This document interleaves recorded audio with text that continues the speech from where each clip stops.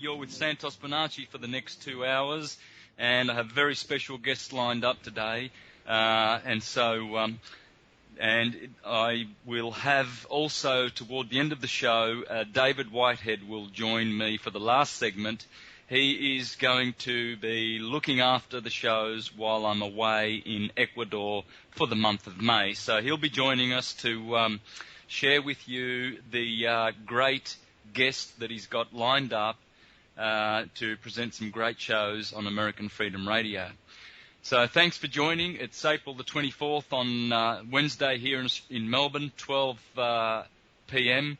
and great weather here in Melbourne. 5 days till I fly off to Ecuador, so I am very excited, preparing my suitcase as I speak, and just really looking forward to a great time making a documentary on syncretism, the science of light, and also we'll be doing some presentations in Ecuador. So I'm very excited about this. And without further ado, I have my very special guest and great friend today, Max Igan. Welcome, Max. Nice to be on the show again, Santos. Thanks for asking me. Yeah, look, it's a pleasure, and I'm just excited to have you because, for one reason too, is that I interviewed my neighbour last week on this show, and his name is Fattah Sabawi. He's Palestinian, and he has made a great documentary called Return to Gaza, and we've had many conversations over the fence with Fattah, and the documentary won many awards around the world, and he's currently making a new one which is dealing with the war that happened a few years ago there, and where 12 or 1,300 people perished in that war. And he's got raw footage and lots of great new information, and he's going to make a repeat, or he's going to make a second documentary on that subject. And he's Palestinian, and he's seen the suffering. And I spoke to him about you and Ken O'Keefe, because you were there last year, and you actually were in those tunnels underground that you have to go through to get to Gaza. And I remember you saying that you thought to yourself, what the hell am I doing here? Am I going to come out of this tunnel alive?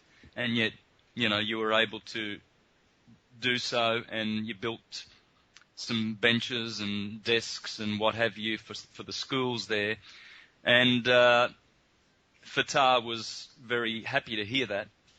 And so, fresh on the heels of that, I've got you back again. So I'm honoured, and thanks for joining me.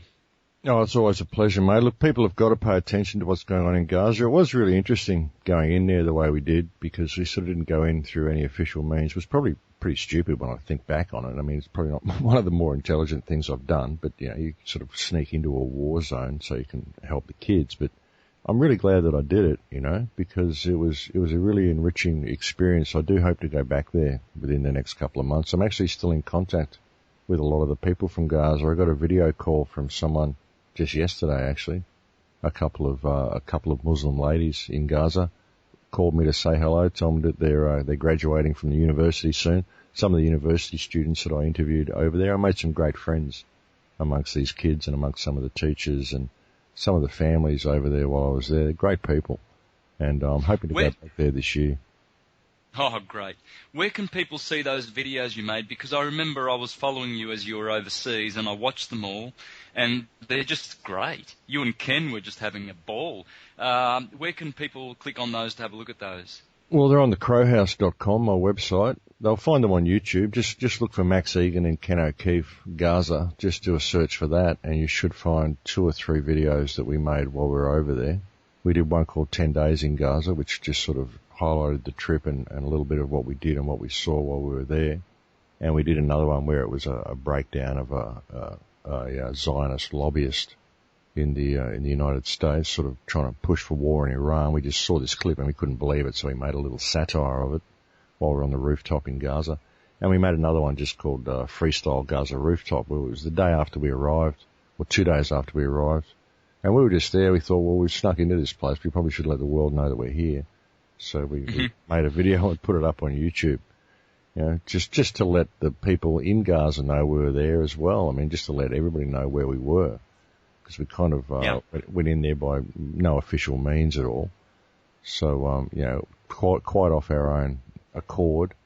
So it was kind of an interesting thing to do. It was a little bit sort of spy versus spy. We didn't go through any of the official tunnels that you see on television or that you hear about, any of the Hamas-controlled tunnels. What we went through was a tiny little dirt tunnel that was over 1 kilometre long, and you had to crawl through. You were like 50 metres underground, and it was only high enough to crawl most of the way. And so it wasn't any of the official tunnels. Just was made by kids basically. And it was a really interesting experience, you know. And I had no idea where it'd even be or where we came out. Like, you know, we were kind of bundled in and bundled out, and you kind of looked at it and thought, well, I wonder if I'm crawling into my own grave here, because it's just this little tunnel. And you think, well, I don't know how long it's going to be. And I shined a torch down it, and it was pretty long. And you think, oh, well, it's pretty long. But after you've been in there for almost an hour, you start thinking, how long is this tunnel, you know? So it was kind of an interesting journey to be underground long in those sort of conditions. But it was really worth it, though, you know. I would love to have done it. I'm very, very adventurous. The kind of things I did when I was growing up in country Victoria. Oh, look, you think that's crazy? I used to jump off bridges, do somersaults, and land in a river that was only sort of, 5 foot of water or something like that. I used to bolt on virtually racehorses, bareback, chasing kangaroos in my uncle used to have a property nearby on a hill, and kangaroos everywhere. You imagine me just bolting. I refused to have a saddle, and I've fallen off so many times. I should have been dead. But yeah, I would love that adventure. Max, it was a real adventure, yeah. Yeah. Have you seen Ken's latest beautiful, say, 10-minute video on Iran? Have you seen that one? Yeah, fantastic. It's great that he went there to the conference, the Hollywoodism conference, and he gave the people a real vision of what Iran's really like. People need to know what it's like. I mean, it's a beautiful place. I mean, people need to know what the Arab world is really like. You can find a link in the links and articles on my website. I'll find it for you and I'll give you the exact name of it. But it just shows how deeply propaganda reigns and how much damage we've done. It's called From Afghanistan to Syria, Women's Rights, War Propaganda and the CIA. And if you take that link, or if you Google that title, you'll find an article which shows what Afghanistan was in the 70s, okay? You've got women walking around in miniskirts and normal college clothing with their hair out, wearing jewelry, and it's a Western society. It's a perfectly normal, Western, vibrant society where everybody's free. And then you see what happened after the West got involved. And you see the suppression of women, where women are forced to wear burqas, and it became all very, very hard line. And then, of course, the West pushes, well, look, we've got this problem in the Middle East. It's all very, very hard line, and women are suppressed. We need to go in and save the women and save the people. So we go in and wage war against these countries. But they're all very progressive countries. You look at Iran back in 1954, when Mossadegh was in charge of Iran, before he was deposed by the CIA. It was the first successful coup the CIA ever pulled off, was actually the dispossession of Mossadegh, the overthrow of the Mossadegh government and the imposition of the Shah in 1954.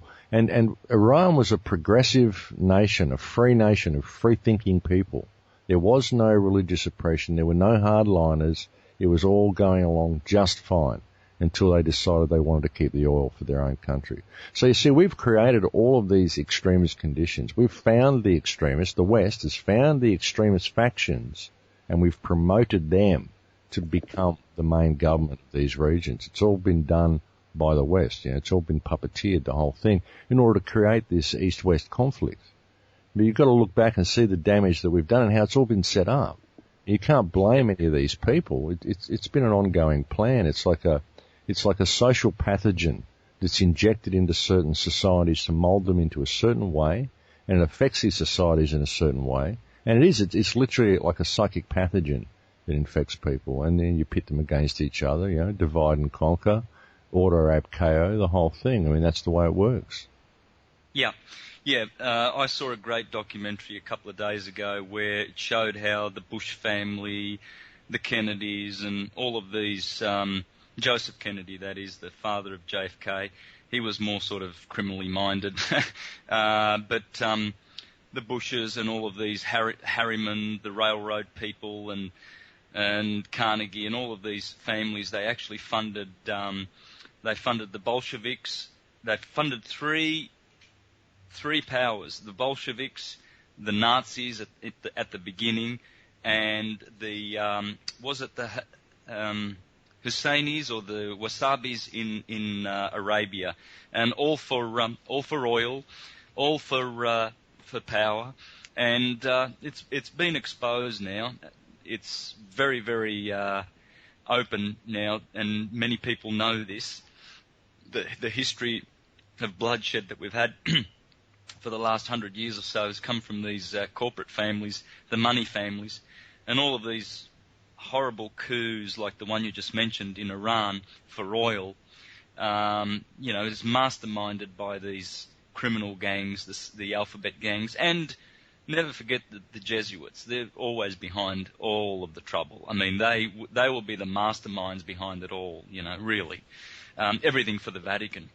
So you can lump the Zionists, the Bilderbergers, the CIA, Mossad, and all of these creepy entities in there. I don't think I'm wrong in saying that, Max. What's your... Look, I think they're all part of the same mechanism. I think that when we look at the Vatican, we're looking at a mechanism rather than a group of individuals. I mean, there's a group of individuals that are in control of these mechanisms. These individuals are complete psychopaths, of course. You could look at things such as the predator mind. If you look at Castaneda's work, I look at the work of people like John Lash, the concept of the archons, the archonic mind that controls a lot of these sort of people. I mean, it's very likely that something like that's going on. See, what the real problem is the mechanism itself. You know what I mean? The mechanism is so diabolically clever. Where do we go with it? I mean, what we've got to do is realize that it's there, and realize that it's fiction, really. I mean, it only exists on paper. We can deal with all of this. I really believe we can if we understand that it's just paper. It's just, even the government isn't real. The government only exists in a book. People with expensive suits go to these big buildings that set up these magnetic fields and these geometric fields around them, makes them feel important, and they look at these books and they do what these books tell them. And if they can't find something in there to do, then they create something and they put it in the book and say, well, now it's in the book, it's law, it means I can now do this, And that's all governments do, is they make rules. They just make more and more rules. It's a self-perpetuating system, but it's all fiction. Ultimately, it's all fiction. It only exists on paper. So it's kind of hard to get that through to people. But that's what we need to get through to people. It's difficult. Yep. It's a pathogen, though. I mean, all of this stuff. We've got social pathogens, economic pathogens, religious pathogens. And I mean, you can look at the whole system, and I've pointed the finger at so many people for so many years about who to blame for all this. But really, what the problem is that we've got a case of mass mind control where people are quite literally living in a paper-based matrix that only exists on paper, just rules that were written down. It's a paper-based reality, and that they're kept under mind control, believing that this reality is real. And it's not. And really, all the people you point your finger at, ultimately it's yourself, because you've got the power to change all of this by stepping into the power that you have, by realizing that your creator, whatever you perceive that to be, created your consciousness, which created society, which created government. All of this is man-made. Everything below man is fiction. We created the whole thing. We made it all up. So we have the power to change that, but we can't respect ourselves. We don't believe in the power of ourselves, and we can't respect others because we're kept locked into these economic and social pathogens. We judge ourselves by certain rungs that we've attained on the social ladder, which is all related to the whole economic pathogen. We've got to profit from everybody. Everybody's kept in shortage, which is the purpose of money, to keep people in scarcity. So they're always kept in competition with each other. They exploit each other. Even like things like multi-level marketing, turn all your friends into a commodity, turn them all into a business opportunity. What a great way to live, Hey, I've got to share. got to share with you, I was with Amway. Can you believe that? Yeah, well, these sorts of things, this is what they're designed to do. They lock you into that economic pathogen, whereby you start seeing everybody as a business opportunity. It's all about money. Yep. And once you start collecting money, that affects your mind like a pathogen. No matter how much you have, think, well, I thought I was going to need this much for my security, but now I'm thinking about it, I reckon I might need a little bit more. And now I've got that, okay, I think I'm going to need more. Because deep down inside, you know that you're going to be dispossessed as well, And so we all mollycoddle and we look up to the people above us in our business world because we think once the rung falls from under us, if we're nice to these guys, they'll help us, they'll give us a helping hand up. But they won't because they know that they're going to fail as well eventually. And so people keep looking at their slave masters. It's like Stockholm syndrome. Where the celebrities walk in, the Queen walks in, we know she's a slave trader. She owns trillions of dollars, all these people starving and dispossessed all around the world, and here's her driving around in gold carriages, owns 3/4 of the world. And we all go, oh, isn't she lovely? No, she's a slave trader, and you've all got Stockholm syndrome. That's the problem, And to boot, she eats your babies that she steals. Well, I don't know. I'm not going to go there, but I certainly will. Hey, I remember just talking about Amway there. I remember you said preying on people. Yeah, I remember preying on my family even, to join so that I could be, financially secure. This is only like 6 or 7 years ago, Max. It's just incredible. And now I open my eyes and realise that they are a pathetic pyramid scheme with criminal intentions, basically, manipulating people. That's all it is. All right, folks, first break. We'll come back in a few short minutes. Thank you.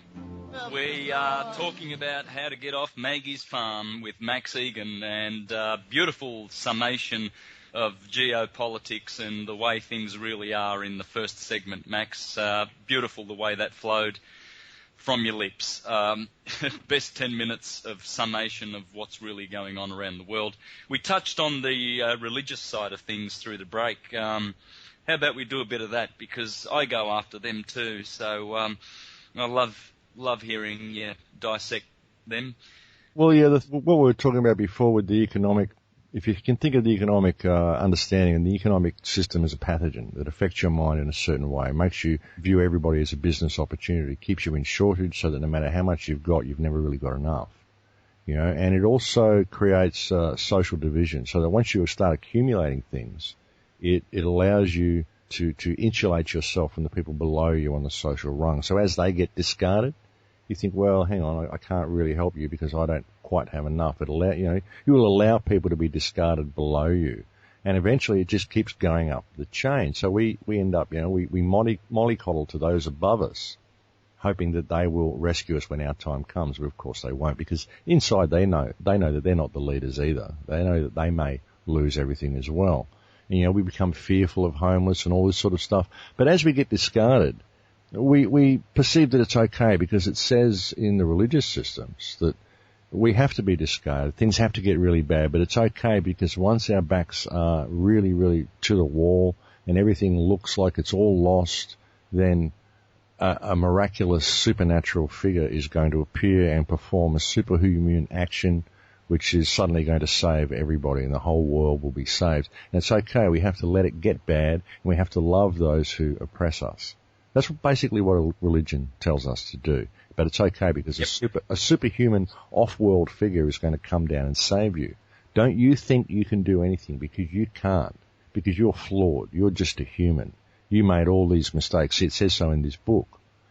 See, we're enslaved to the written word. We know what we're taught to know. And it says here in this book that this is the way reality works. So we adopt that reality on as our own. And we allow the world to be degraded around us and humanity to be discarded at the whim of the social and economic pathogens that affect people's mind by the mechanism of the religious pathogen that's fed to us. It tells us this is how it has to all be. But it's okay because this figure is going to come and save you. And this is in all of the religions, all the main religions like Judaism, Islam, Christianism. All of them talk about a savior coming from an external source. It's always a patriarchal figure. It's always based in pain and redemption. If you look at the Christian symbolism, I mean, You've got people wearing this dead, tortured man around their neck. It's grotesque. It is. It's shocking. You know, people are worshipping pain and suffering, and they're making you think that it's okay to suffer. Suffering is good because suffering. It says the meek shall inherit the earth. Those who allow suffering to be given to them and brought upon them, and those who stay in a state of Stockholm syndrome for those who are oppressing them, you know, will go to heaven. It says so, and you worship this suffering and this pain, and you have statues of it, and this tortured man on this cross everywhere. It's sick. It really is. Hey, Max, you might be Celsus, the 2nd century philosopher incarnated, because I'm just flicking through his book, and everything you said is coming right out of his book. This is the 2nd century philosopher, listeners, Celsus. You might want to get it. It's called Celsus on the True Doctrine, a discourse against the Christians, because they were ignoramuses back then too, you know, for all this, you know, crap that's been written into our history that they were martyrs and great individuals. Yeah, the Gnostic Christians were, but not the morons that the Roman elite were churning out by the gazillions to undermine freedom forevermore. Celsus pointed out this. He said they're just a bunch of morons who, you know, are waiting for someone to come along and basically wipe their bums because they're just so incompetent and incontinent. You know, I won't read anything. I'll spare you that because I want to listen to you. But for the listeners, I just had to put that in there. And Max, you probably might want to get that book. You get it on Amazon for about $10. Rest assured, if you read this book, you will think that it was from today, from modern times. He was writing just exactly, he calls them clubs and cliques and how they, you know, the only thing they have in common is the name Jesus and Christ, but there's so many sects and clubs that they go about slandering each other and rubbishing each other that there's just so much confusion. And this is 2,000 years ago. And we're still on air, on radio now, still having to deal with this subject of the churches and their moronic enslavement of humanity. It's the blind leading the blind. Well, it is. I mean, it is enslavement. I mean, I don't think the people. I don't know. I wouldn't be so harsh as to call them morons. I don't think that's any way to get them back or to help them think clearly. But I mean, they're brainwashed. They're brainwashed into a doctrine, basically. I mean, it's been deeply ingrained into their psyche, and they're forced to believe this stuff. And really, it's drummed into a lot of these people from a very, very early age. That's why I find it very difficult to judge people and in anything that we've done, anything that we do, any wrong that anybody's done, anybody. I mean, I look at the society and I say, well, this is what it breeds. You know, everybody, all the things that they've done are a product of this society, because when you get human consciousness and you do what's been done to it, you know, of course this is what you get. Everybody's kept in a state of scarcity, so they're all ripping each other off. They're all profiting from each other. It's all this whole big commercial ugliness, and that's what you get. I mean, really, when you look at it, I mean, the Gnostics had a great look at it. I would debate the term Gnostic Christian, though, because I believe that no true Gnostic was ever a Christian. I think that Gnosis and Christianity are diametrically opposed.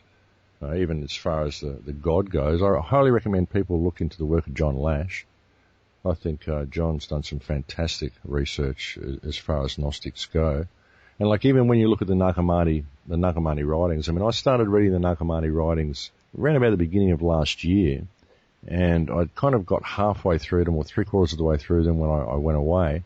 And just before I went away, I discovered John Lash's work. And then I've recently read his book where he gives a very, very good breakdown of the Nag Hammadi writings from the perspective of a Gnostic, because John Lash is a Gnostic. So you look at the Nag Hammadi writings and you find they're actually translated by Christians. So they've all got a Christian slant on them. When you look at it, you've got to think, okay, well, what are they really saying here? Because this has been given to me from a Christian perspective, you know.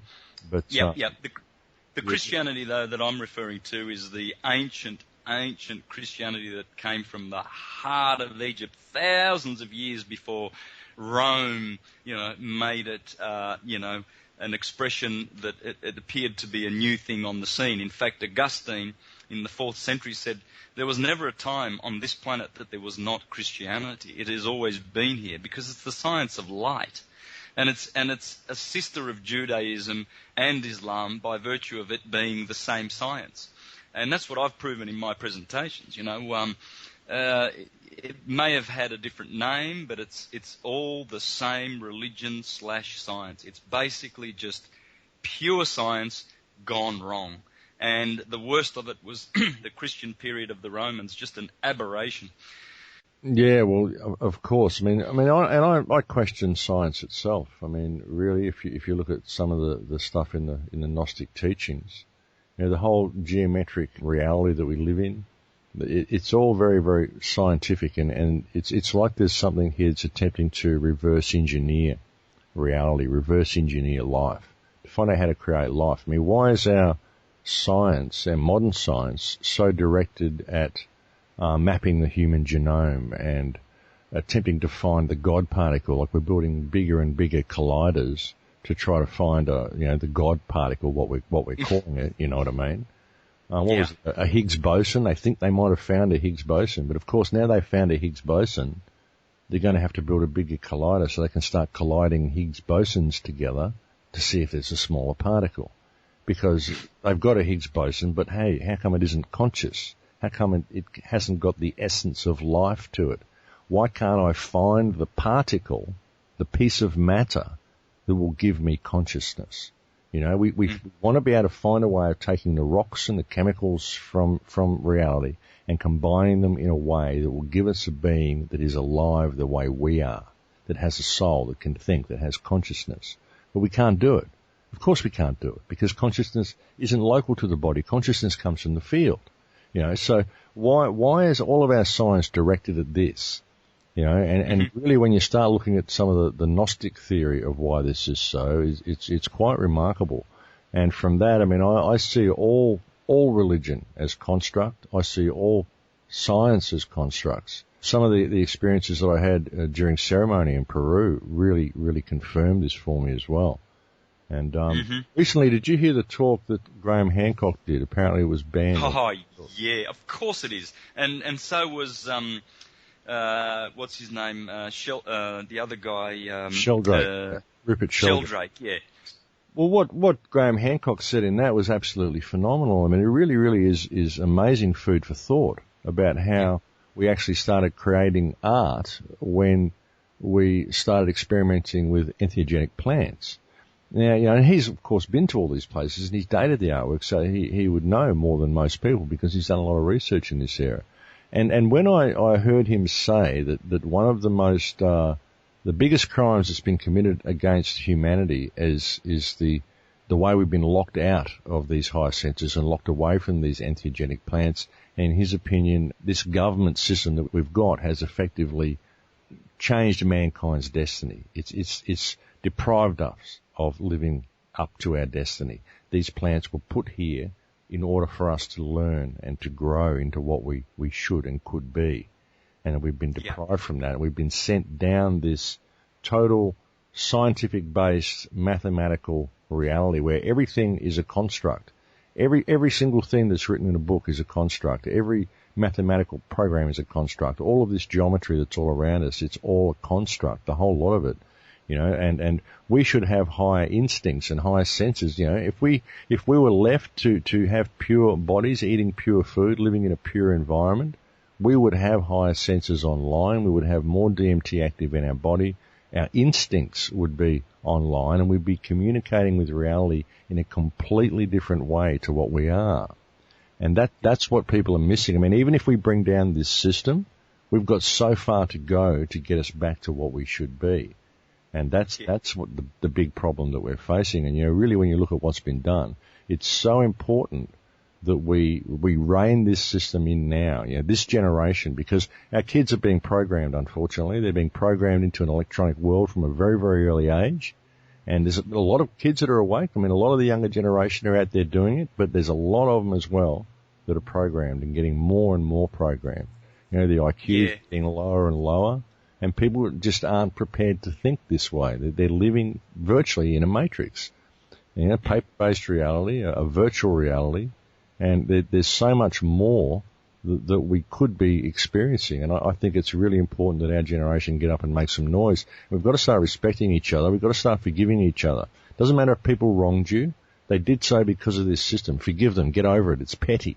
It's nothing compared to what we face. The whole world needs to step back and just let all that stuff go. It doesn't matter what we did. It matters what we do. And we really do need to do something. We need to pay attention. We could very, very easily fix it, but the first thing we have to do is respect ourselves and respect each other. And until you truly respect yourself, you can't respect each other. And until you truly forgive yourself, you can't forgive those around you. And those who can't forgive just simply can't. Well, someone did something against you. They did the crime. Now you're doing the time. Why can't you forgive? Are you infected by some type of psychopathic mentality where you believe all this fictional stuff is real? Because it's not. None of it's real. None of the social constructs are real. None of the material wealth. It's all prefab stuff that's going to break. You're going to lose it. It isn't you. It doesn't mean anything. It doesn't. You don't own it. It owns you. The more stuff you own, the less you can do because you've got to worry about all your stuff. So you can't go and do anything. You're never free because you've got all this stuff hanging off you that you don't need. It's a construct. You've collected all this stuff because you think it gives you social standing. It doesn't. Your social standing is who you are. What about that? Why did you miss out on who you are and finding yourself because you thought it was in all this stuff? It doesn't matter what happens anyway because this supernatural being is going to come and save me in the end anyway, so that's all good, Like you can see what's happened to humankind. So, we've got a long way to go, Santos, to get back. Yeah. Oh, yeah, we have, Max. I'm aware of that. I had a few great guests before the end of 2012, like Jay Widener and John Anthony West, and we spoke about what could possibly happen after the 21st of December 2012, and we were all positive and hopeful that we would have a great paradigm shift and we would be living in a much more, fraternal or brotherly, sisterly kind of world. And yes, there has been some great changes for sure. But we still see the one percenters and the cabal still resisting the changes, and their supporters and foot soldiers are still happily, clapping them on. Like you said, people rock up to wherever the Queen is. They turn up to celebrate her crimes over us. It's funny how we love. Drop some down for you. Well, yes, I have. And folks, we're with special guest Max Igan today, so. Call lines are going to go open in the next segment, and if you want to ask a question, call in. Do so as quick as possible because Max will only be with us for 2 segments, answering questions in the next hour. And then we have David Whitehead, who will join me to share with you the great lineup of guests that we've got for May, as I will be unable to host the shows. So, I probably may be able to join in, but I'm going to be pretty busy in Ecuador. There's a lot of work that we're going to be doing. So, caller lines will be opened up in the next hour. Thank you. Yeah, Max, so we see that all the constructs of this solar system, really they're just everything that's been handed down to us has been rather fictional, and people have been sold the lie and are participating in the lie.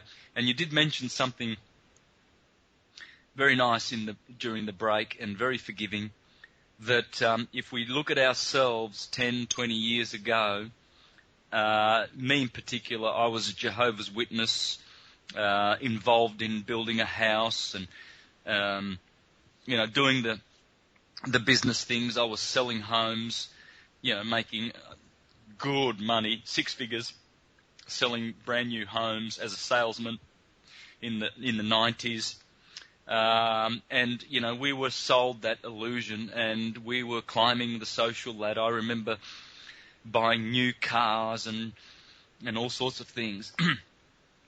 And so we can take a glimpse at how we were sold the fiction and we were participating in it, and that will help us to be more forgiving. So, good point there, Max. Well, you've got to. I mean, we were all stuck into this system at one stage. Everybody has done lots of things that they may regret because that's what this system gives you to live. I mean, that's what you have to do. You're told that this is how reality works. Make it work. But sometimes you can't make it work. It just doesn't work for you. It doesn't work for some people. You find yourself profiting. You find yourself doing all these things because you think that this will bring you happiness. This will bring you success. And you really haven't been given an even playing field. So when you look at people that are asleep, people that argue, people that profit from you, people that do bad things, you can't really judge them because you haven't been given an even playing field. They're not even playing on an even playing field, and they don't even know it. But they're a product of this society. You know, if we can put all that away and forgive each other and move forward, we can change things. But you've got to look at the mistakes that you made. Like when you were a Jehovah's Witness, you were in the system. You didn't know. You were allowing all of this stuff to be perpetuated because you lived in your little bubble and reality worked that way for you. And you can look now, you can see that and you can go, yeah, wow, I was like that, but now I've woken up. But you see that with yourself. And so how can you judge yourself for anything that you did while you're in that bubble? And when you really, truly see that about yourself, how can you judge anybody for what they did because they're all in that bubble? They're all a product of this system. You have to forgive them because you're not judging them on an even playing field. The way you didn't judge yourself on an even playing field, it doesn't matter what we did, it matters what we do. That's what we have to do. We have to get over this hump. But then we've got this ego thing, you know, we've got this whole, I was wronged, I was this, I was that, you know, whatever, you know, it's petty. We've got bigger issues to deal with. We really, really do. When you look at how far disconnected we are from reality and the damage that this system is doing to the planet because we are too busy bickering amongst ourselves over issues that are essentially petty that were created by the system in order to divide and conquer us, we see a bigger picture. We see that it is all petty, and if we would simply respect ourselves, and if you can really, really, truly forgive yourself of what you've done, and truly forgive yourself for who you've been at those worst times in your life, then you can forgive other people. Because if you can truly do it to yourself because you see what reality is, then forgiving other people happens by default. Because they're not operating on an even playing field either. So, you know, once we do this and we really respect ourselves, then we can start respecting other people around us. Now, I would put it to you that if you don't respect other people, and if you're having a hard time forgiving other people, it's because you don't really, truly respect yourself and wish to forgive yourself, or if you might be pretending you do, but perhaps you don't fully forgive yourself. And perhaps you're scared of your own personal power, because we all have this power of forgiveness and this power to change, the power to see things as they really are. I mean, this is a construct. It's a matrix designed to do exactly what it's done. That's the thing, you know. It's very, very clever, and it's been designed to divide us, and it's done a fantastic job. But ultimately, I believe all of the issues that people have with each other are essentially petty issues. Because when you really look at the condition of the planet, the condition of the human race, and what we're actually capable of and how far we've been led from that, it's all petty. We've got a lot to deal with here. We've got a long way to get back. And we've got to put all this stuff behind it and let it go. Absolutely. Hallelujah. We have a long way to go. The potential is just amazing, though. If you just stop and contemplate everybody getting it on the planet at the same time, which could happen, why not? It's highly unlikely. It's not probable, but it's possible. It is possible. But they try to do stuff to make sure we're not all going to get it at the same time. They keep us in fear all the time. I mean, you know, look what just happened in Boston. I mean, look what's happening in the Middle East. Look what they're doing in Syria. Again, they're putting in another puppet government in Syria.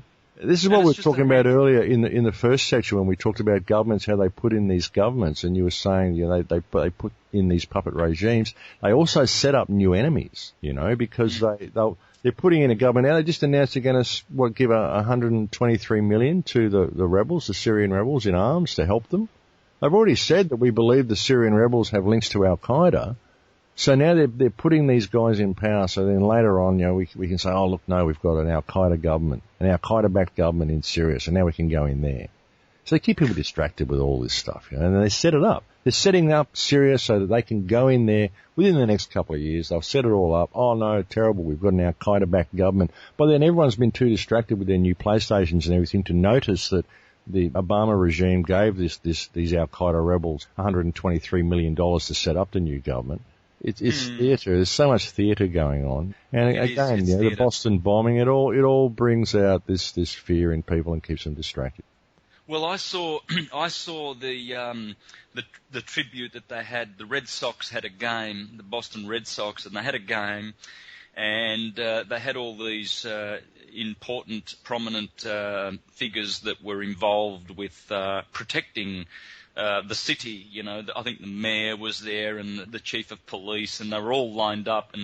And so you had one of the players who actually swore. He used the F word, you know, and there would have been children in the stadium there, but he says, "This is our effing city, and congratulations to these people here," and he points to all the figureheads that were involved in, you know, so-called protecting the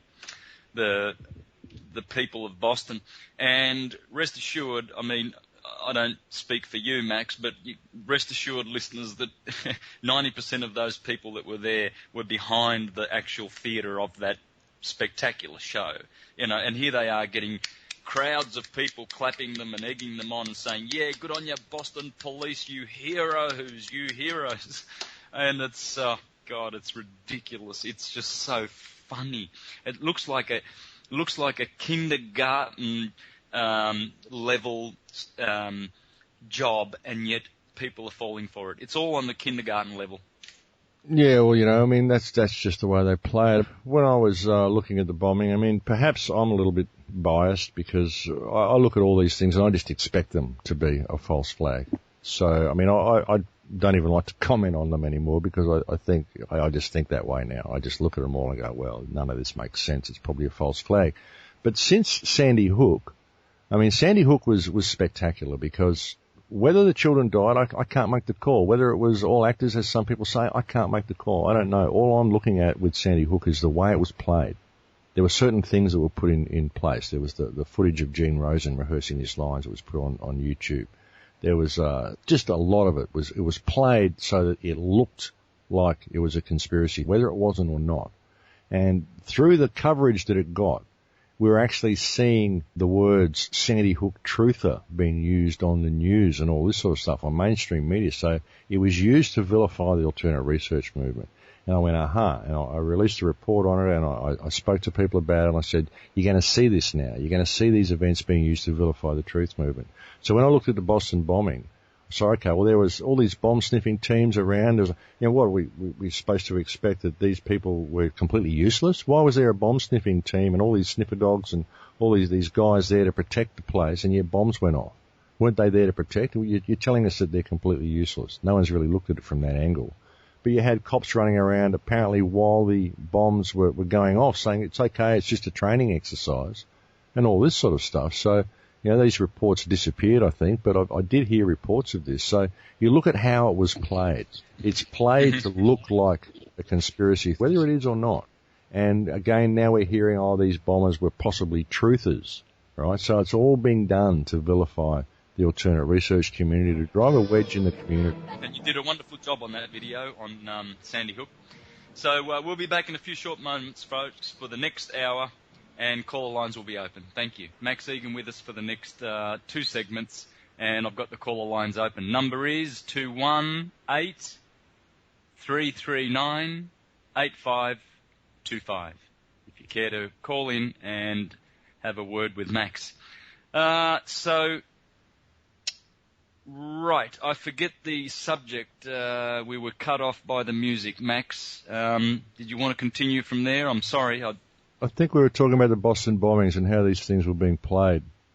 I think it's really important to look at that because a lot of this is being used to vilify the truth community. That's the way these things are being played. Because you asked me, you know, what I thought about it, who done it, basically. And, I mean, like I said, when I look at these things, I would say, you know, if I'm looking at myself from an objective perspective, I'd say that after all the stuff I've researched, when I look at these things, I kind of have a biased opinion. I just think that they're false flags now because, I don't think that things happen with all this sort of stuff in place without them being false flags. Things like the bomb sniffing team being there, they catch the guys so quickly on security camera, Muslims, the Chechens, the whole thing. You got the parents and the people who knew them saying, no, we don't think that they do this. One of them's conveniently dead, of course. Don't know what's going on with the other one. I mean, I just think that they're false flags, and really, I'm just look at how it's being played because, like I said when I did my critique on the Sandy Hook thing, you're going to see these events being used to vilify the truth community, the alternative research community, and that's what's been done with this Boston bombing. The patriots, the people that are trying to stand up against gun control, that's who these attacks are aimed at. So that's how they're being played. More importantly than who did it, it's how they're being played. I mean, sometimes there's just bad people who do crazy things. I can't call it as an absolute conspiracy, say that it was an absolute false flag. But, there's all this stuff there. The guy was being handled by the FBI, everything. I mean, there's so much about it that's going to get the alternate research community standing up and speaking out about it as loudly as they can. And so while that's happening, they're calling the perpetrators part of this alternate research and truth community. You know what I'm saying? So that's how it's being played. For sure. And we're going to see this. We're going to see this more and more with these events. We're going to see it always pointing back to the alternate research community.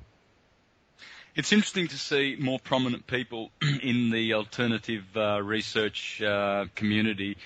Have you heard of the fellow by the name of David Laurie Van Der Beek? He's running for governor of Nevada, and he's putting out a few interesting videos. One recently last week was to do with the fertilizer missile event.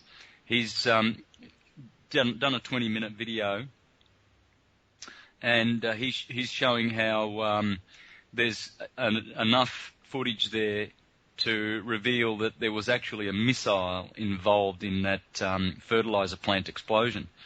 Do you see any of that? I saw one report of a guy saying that he thought he saw something in the top left off that guy's mobile phone footage that he had. The guy was in the car with his mobile phone and he had his child there with him. That's right. Yes. Yes. I don't know if there's any more footage that would confirm anything like that, but I did see that footage. I haven't actually had time to really look into it. It's interesting theory. I mean, it could be. A fertilizer plant could well go off pretty big though. That's what I thought too. But so again, I mean, I'm biased. Like I said, when I look at these things, I have to admit that I am. If I'm going to be objective with anything, I need to be objective with myself, and I have to admit that I'm biased. So, it depends on how it's played. If it's played to look like a conspiracy, if we find more than that, if we find more things in place, then there's a chance that this is the way it's going to be. But, I'm just looking at how things are being played because I think this is all an attempt to bring about, the situation they want. I mean, look at how they've locked down Boston. They locked it down. They were going door to door. It was almost like a curfew. They had army on the streets. It was ridiculous what they did to Boston. It was like a manhunt, like a door to door manhunt. It was over the top. Yeah. And they're just getting people ready for this. They're willing to do all of this because these couple of people were killed. On that same day, there were drone strikes and there were bombings, in Iraq. There were whole families killed. There was like 40, 50 people killed in bombings in Iraq on that day from the illegal US-led atrocities and invasion that's happened to the people of Iraq and the damage that's been done to these people and the brutalized reality that they're forced to live in. All of this happened on the same day. There wasn't any reports about that. There wasn't lockdown of Iraq. There wasn't any of this terrible stuff, the whole terrible threat against America. Oh my God, there was a bombing that killed 3 people, and it's terrible that the people died. It's terrible that an 8-year-old boy died. But we didn't see any of the other stuff that's happening in Pakistan, in the stuff that's happening in Iraq. We didn't hear about any of this. And when you see all of the stuff that was in place, you got the video footage of the guys, which is obviously still footage that's been spliced together. It's just still frames, It's not actual video footage. It's not smooth flowing. I mean, you can create that sort of footage from still frames. So why didn't we see actual video footage? Yeah, it's probably put there just so that people will question it. So there's the truth community gives them a little bit more bait, because why would you do that? What's the point? That's the point. Mm-hmm. Okay. You got good down home white boys there on the screen. There they are, guys with baseball caps on backwards and just backpacks, long hair, just good down home American guys, You're in a multicultural society. Americans are a multicultural place. You got people all around, but they're all Americans. You speak to a Greek guy or a Spanish guy or any guy who lives in America who's got a green card, he goes, hey, I'm an American.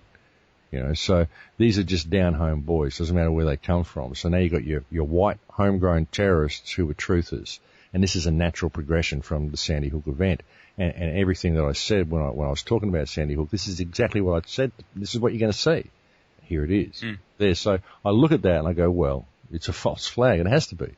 Why else would it happen like this? What's the point of bombing a marathon? What was there, a government official there you wanted to kill? What statement were you trying to make by killing this kid and killing these runners? What are you trying to say here, that sports is evil or something? I mean, what's your point?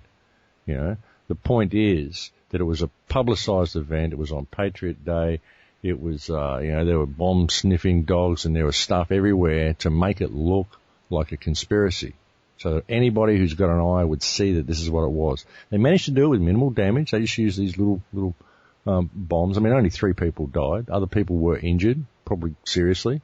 But still, it's not like it was 9/11. It's not like it was, some major event. It wasn't like it was a bomb that they let off in Iraq, which was probably someone that they'd programmed to do that as well. I mean, there's so much theatre going on with all of this, and you've really got to look at how it was played and the amount of attention that it got. How many people died in the fertilizer blast? 100 people injured or something? Houses knocked down, 15 people blown to bits, never found them. I mean, this didn't get much coverage, and yet these little 3 people being killed with these pressure cookers at a running event, you know what I mean? It gets all the coverage, it gets the whole fear of terrorism, it gets the city locked down. You know what I mean? It's disproportionate. So exactly. This lends me to saying, well, this is a staged event. It's a media event. It's a media event. Just look how the media handled it. It's people dying all over the place in a lot more serious circumstances than this. Why aren't we hearing about it? Oh, it's because it was a bomb. Oh, it was a bomb in America. Oh no. What you mean what America does everywhere else happened there.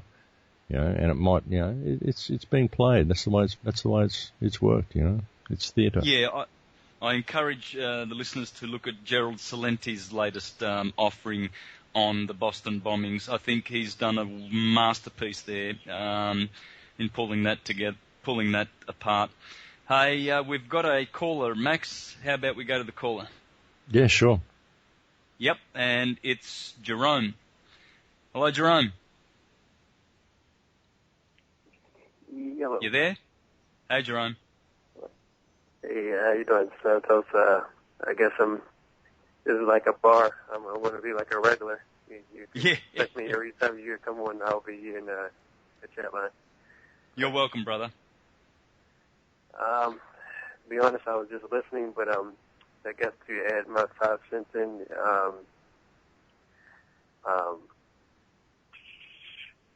about it's a strategy of tension. I'm not sure if your guest is familiar with in Italy, the Piazza of Fontana bombing. It was a strategy of tension to basically get people to surrender their weapons and everything. But I'm curious, like how far into the future do you see these stage events happening? Either one you can answer this. These stage events happening until they finally forfeit. They get the American people to forfeit their weapons and carry on the next agenda. Look, to be honest, I don't think that they'll ever get the American people to willingly forfeit their weapons. It's just not going to happen. I don't think the American people will do that. They tried that. I mean, with Sandy Hook as well. I mean, you got to see they're making these things so obvious with these events that they're kind of pushing for conflict. They're waiting for the militias to stand up against the government in a military fashion. They're waiting for someone to try to conduct some sort of a people's coup or something. They want either civil war, and if they can't push the people to civil war, because really that's the only way they're going to get the weapons, then they will push the people towards martial law by staging things such as the Boston bombing. You know, because what they've done with Boston, you know, in the wake of that bombing, they let off these 2 little pressure cookers, which only killed 3 people, and on the scale of things, that's not a lot. As I said, it's terrible that anybody died and anybody was hurt, but on the scale of things, it was a small pressure cooker homemade event. Homemade, down-home guys with stuff you can get from the kitchen made these bombs. So it was done this way, and the media have played it, and the media have hyped it up so much. And the result of that was that all of Boston got put on lockdown, and the people accepted it. They virtually had martial law imposed over a whole city because of a couple of pressure cookers, and the people accepted it. You know, so this is the way they'll do it. All they have to do is stage a few more of these events and say, oh, look, this is going to keep happening. Obviously, we've got terrorist cells in our country, and we think that these terrorist cells are these truthers, because if you look at everything they say, oh, look, it's all anti-American. They blame the Americans. They blame the Jews. They blame the Vatican. It's all anti-Christian. It's all anti-American. These people are anti-society. You can see how they're going to play it. And that's what they will use if they don't get the civil war that they're pushing for by making all of these things so damn obvious when they do them now. That's my take on it anyway. That's the 2 possibilities that we've got, you know. Yeah, going on the internet there, reading my Hotmail, you know, I see the little MSN victim says he wants Boston back. I'm like, did he really say that, or, you know? But I mean, I understand where the ship is heading.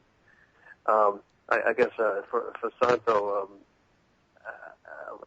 from an astrological perspective, was there anything that happened on the supposed bombing? Oh yeah, for sure. Yeah, that was around the famous sacrifice day, the day of sacrifice of fire. You know, we've had Waco, we had the BP oil spill, we had Oklahoma. There's so many things. The Civil War, everything around the end of Aries. And this particular Aries was very, very fiery. I did do a show a couple of months back where I said, watch out for Aries.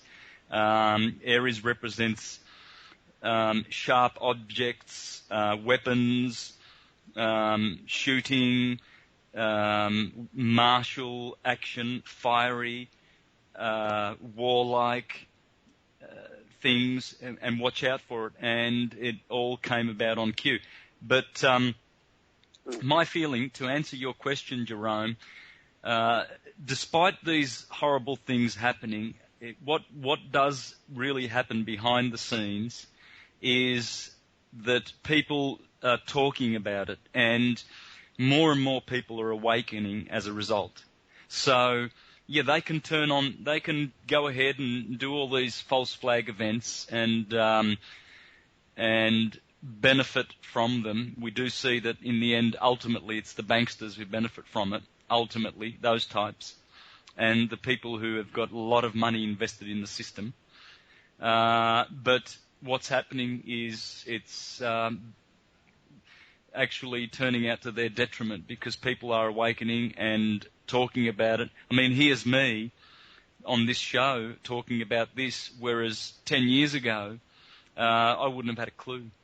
So rejoice that that's happening. Good will come from all evil acts. It always does. Well, the thing is, you know, as well... Hopefully we'll have the Vatican step down also a couple of decades, maybe. Pope step down, I mean.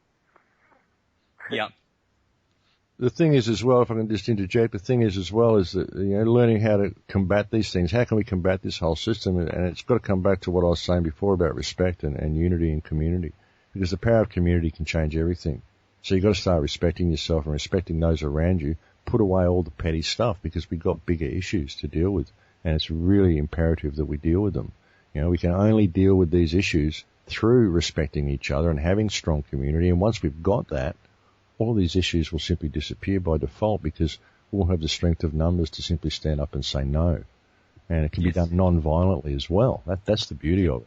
And when I say forgive people and forgive all, I mean, a lot of the psychopaths that do all these things, they won't allow you to forgive them. So that's not an issue. Don't worry about that. But just forgive the people around you in your community. Yeah. Alrighty, let's go to the next break. Are you good for that, Jerome? I'll put you back on mute. Is that okay? Sure. Thank you, Santos. Thanks, brother. Back in a few short moments, folks. Hang in there. Thank you. With special guest Max Igan today, and it's the final segment. So, Max, I just want to thank you, and so that you can be free to go at the end of this segment, and I'll have David Whitehead at the after the break. And so I just want to thank you for joining me and for sharing with the listeners your insights and perspectives. You've been on this case for many years now, and so we love to hear from you, brother. Thank you very much. Oh, a pleasure to come on, Santos. Always a pleasure. I just hope that it helps, offering the perspective. I mean, I think we've got some serious issues, but I think we've also got some really simple solutions to them. So that's what I try to present. Yeah, well, I like the solution that you offered of starting with forgiving yourself. Now, I don't know how complete I have perfected that process, but I know I have forgiven myself for, the ignorance, the dangerous behaviour that I've been involved in. I say dangerous when, I consider myself to be a danger to humanity when I was a Jehovah's Witness, because I was very zealous and I would knock on many doors, trying to convert people to Jehovah and to the governing body of Jehovah's Witnesses, who I now know are pedophiles. So that was a very dangerous me, and I need to complete the process of forgiving myself for a start, and then only then can you fully, completely forgive everyone else, because really we are everyone else. God, the creator light, we are children of light, is in everyone. Well, that's true, brother. And you've got to really forgive yourself. But when you do, you have a real moment of realization, because the real way to forgive yourself is to understand the playing field that you've got, understand the yardsticks that you were given to measure yourself up to, understand that you were living in what was essentially a social construct, a fictional social construct, a boxed view of reality. When you look at things, I go through this on so many shows where I talk about the measurement problem. I talk about it so much and mention it so much because it's important. It's an important piece of science. All you people out there, you respect science. Okay, well, here's some science that says that when you observe an experiment, it behaves differently. And the measurement problem, how you can't measure an atom until you actually go to measure it, because the electrons are infinite. They exist everywhere at once. It isn't until you go to measure it that it actually coalesces to form the atom. So therefore, the act of observation creates the atom, and everything is made of atoms. All matter is made of atoms, and yet we create this stuff by observing it. So, when you are living in a social construct and an economic construct and a religious construct and a scientific construct, a mathematical, geometric construct that tells you that reality has to fit within these certain parameters, and that is all that's possible, then this is what you get. But really the only thing that is impossible is that which you believe is impossible. So, we are capable of making this reality anything we want, but we're given all these fictional yardsticks and ways to measure ourselves up. We're put into a system which is essentially designed to disconnect us, to make us all competitive, to make it so that we've all got stuff with each other, so that we're all divided, when really it's a construct. It's been done to do exactly what it's done. So you're not judging people or yourself by an even playing field. Like I said, it doesn't matter what you did, Santos. It matters what you do. Put that away. There was one moment in ceremony where I was in ceremony. I spoke to the mother, the Earth Mother, the Mother Ayahuasca, the female goddess that we all meet, that everybody meets if they do ceremony. And I said to her, I'm really sorry about all that stuff I did. And she said, yes, so am I. Are we done?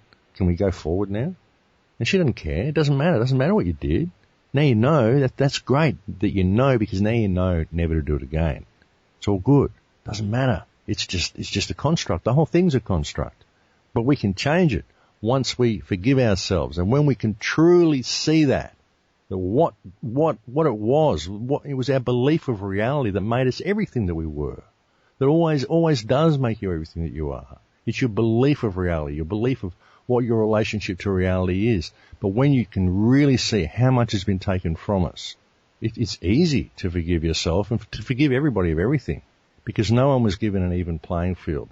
And the best you can do is lead by example and be the light that you are, and shine that light forth.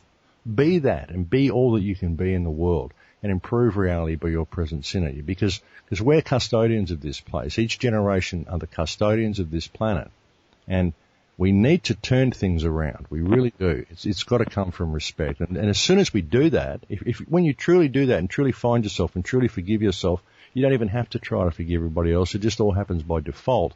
And if it happened to everybody all at once, the world would change in 3 seconds. You know, Yep. There'll be the psychopaths, like I said, that won't allow you to forgive them, and that's okay. They're psychopaths. They'll just keep going and act in psychopathic ways. But because we've all forgiven each other and we all respect each other, well, I guess we'll just have to take these guys and, I don't know, put them on Christmas Island or something. They can all live there together, you know, like they made the refugees do.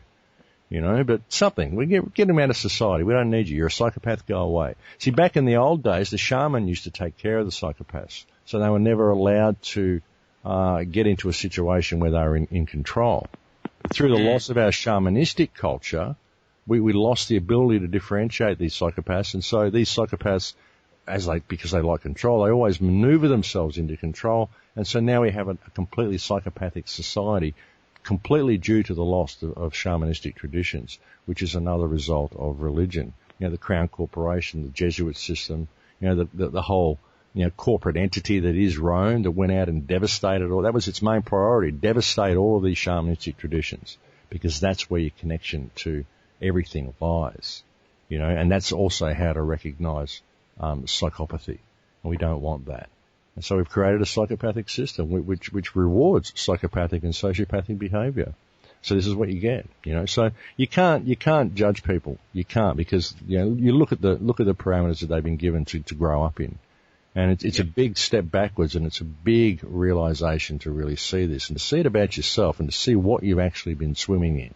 But when you really see it, you can't help but forgive yourself and everybody else. Yeah, here. Perfect. Well said, and so true. We've been handicapped by the system that we glorify, and you hear people talking and praising the scientific community and all their achievements, and politicians who are doing good for humanity, and charities that are going around vaccinating children and stuff like that. I mean, it's all, you know, it's all a construct, and we've been educated to think that these things are great and superior to any other time in history, and yet it's totally the opposite. So we've got to, first of all, overcome that and understand that has been happened to us, that has been perpetrated on us, and... Yeah, well, it's a system of control. It's solely about control, all of that stuff. It's a result of the predator mind. And even people's belief that they need to judge others, it's a result of the predator mind. As I said earlier, one of the researchers I respect most out of a lot of the people that I've seen out there is the work of John Lash. Now, I really recommend that people have a listen to what he's said on some of his interviews. And I actually got to try to contact him to see if I can get him on the show. But I think that, you know, the more people understand about the predator mind and what they're really swimming in, what this social construct really is, and what it's done to human consciousness, you know, it becomes easy to forgive everybody, and, you know, you can't really judge them at all, you know. And I recommend people do ceremony as well, not because it's a nice experience, because often it isn't, but it opens you up to the fact that there are higher realms, there are higher levels of consciousness that you can reach, and we need to pay attention. Even if you don't do ceremony, you can still, if you look, you can see the system for what it is. You can see how much humankind has been moved from their path, and I think it's really important that we get back on our path. It's really important that we keep the message alive, but it's also really important when we look at all these people and you know, we don't judge them harshly. I mean, you can't really be calling people morons, because they've been programmed to do what they're doing. and they're in a bubble. They can't help it. They were put there. They don't know. They have no idea what reality is because they were given these little boxed parameters. And that became their reality. And suddenly within those parameters, they found a little bubble where it works for them. They can walk that path and not think about anything else. And it all works. Just leave me alone. My reality works if I do this. I've found a way to make it work. So don't bring this other stuff to me. So you can't judge them. You can't. You've got to lead by example and shine your light. Understand who and what you really are and shine that light. That's how you change things. You lead by example in all that you do, regardless of what you did. Forgive yourself, forgive them. It doesn't matter. It's all petty. There's far, far bigger things at stake. Yeah, and you're right there. You can actually learn these things from entheogenic experiences. I hope I can get a chance to do this when I go to Ecuador. Do you know whether Ecuador is known for ayahuasca? I'm not sure, mate. Like say, look, a lot of Central American and South American regions are, but you're not far from Peru. And I know a few people in the Peru area that would be able to look after you. Not that I need to. I mean, I've got enough stuff here. I've got a beautiful Salvia divinorum plant just outside of my doorstep. Really, it's growing monstrously, and I'll tell you what, the DMT in that is quite wonderful. I recommend Salvia divinorum to anyone who's Yeah, it's not also about the DMT though. I mean, with the ayahuasca ceremony, a lot of it is about the ayahuasca. You can actually do it without the DMT. The DMT just helps. Something that I'd like to see that I'm kind of concerned about with the way ayahuasca ceremonies have become so prominent and so fashionable, if you will, is that there are vast amounts of the Amazon still being torn down, and there are now, because of ayahuasca tourism, there are vast amounts of vine being pulled out of the jungle that is left. And I'm just wondering who's planting it. Because it's very, very soon, at the current rate, it will become a rarity because of the degradation of the forest. And people's rush to get this out to everybody that they can and using it as a means of making money may be the downfall of the tradition, maybe the downfall of shamanism altogether, because it needs to be done in a very careful manner, and we need to make sure that we don't run out of this plant, because the last place it exists is the Amazon jungle, really, and except for little pockets maybe around the place. But people need to be thinking about that and replanting it and getting the word out to do that on all of the places that you can go for ceremony. I think they should be planting. Yeah, true too, very true. And certainly if one is not prepared to have an entheogenic experience, I would recommend to spend time with yourself. The best way to get to know who you are, which is imperative really for going forward, is to spend time with yourself. Do that and spend time in the forest, spend time in the jungle. I mean, one of the biggest things I learned from an entheogenic experience was that I don't need it. Like even the spirit of the plant, Mother Ayahuasca, because that's the thing in the ayahuasca experience is the spirit of that kampa vine itself. It has a particular female spirit which can connect you to all sorts of higher stuff and literally show you the way through the DMT experience. I mean, DMT itself is like it's been shot out of a cannon. You don't know what you're going to manifest. You'll manifest anything your imagination wants to manifest, depending on the mood you're in, the fear state you're in, or anything. And all this stuff's happening. You don't know how to decode it. But with the ayahuasca experience, you've actually got the spirit of this plant guiding you through. And it's a feminine spirit that everybody experiences. Every single person that has the ayahuasca experience meets Mother Ayahuasca eventually. They'll meet this feminine spirit, which guides them through. So it's a rather unique experience, and if you go out in nature, you can feel her there all the time. That's what she will tell you in the experience, is that the most important thing you can get out of this is to remember that you don't have to do this. You don't have to drink to come and know me. I'm here all the time. All you have to do is be aware of me and listen. And the reason you've got a lot of shaman going out around the world and holding ceremonies in secret with people to bring this information to people is because the shamanistic cultures that are left, the traditional cultures, believe that the reason our society is the way it is and the reason this predator mind has been able to take us over is because we've lost our connection to spirit, our connection to the earth spirit.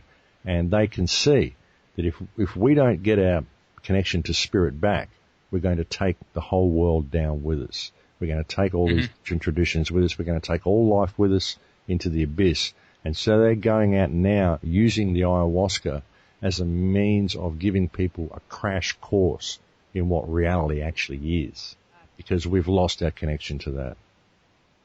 Beautiful. Well said. And Max, we've come to the end, and I wish to thank you very much, and we'll be talking soon, brother. Thank you. It was a pleasure to come on, Santos. Thanks for having me. Yeah. Take care, and we'll talk soon. Okay, Thanks.